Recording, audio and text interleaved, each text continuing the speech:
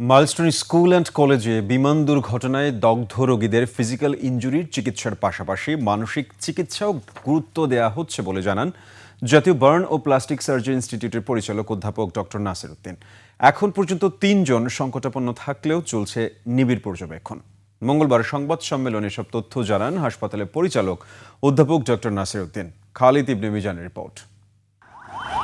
জীবন অবাক না করলে কে করবে? 28% মিল্ক ফ্যাটের অবাক করার সাথে ফ্রেশ মিল্ক পাউডার। জীবন অবাক করুক প্রতিদিন।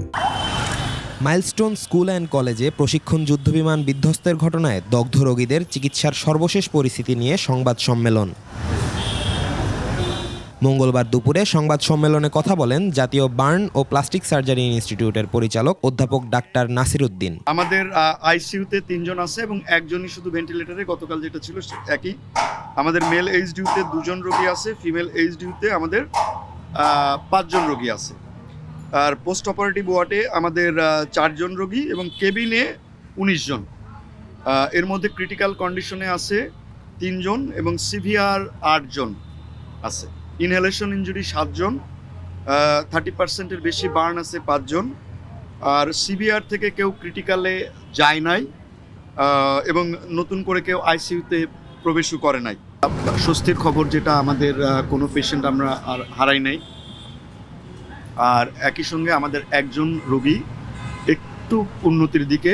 কোনো রোগীকে আজ ছাড়পত্র দেয়া না হলেও পরিচালক জানান শারীরিক সুস্থতার পাশাপাশি মানসিক সুস্থতার উপরও সমান গুরুত্ব দেওয়া হচ্ছে। ফিজিক্যালি হয়তো অনেকে ভালো হয়ে যাচ্ছে, কিন্তু তারা যদি মানসিকভাবে বাসায় গিয়ে মানে ইনসিকিউরিটির কোনো বিষয়গুলো আছে কিনা, এই বিষয়গুলোই আসলে আমরা দেখছি।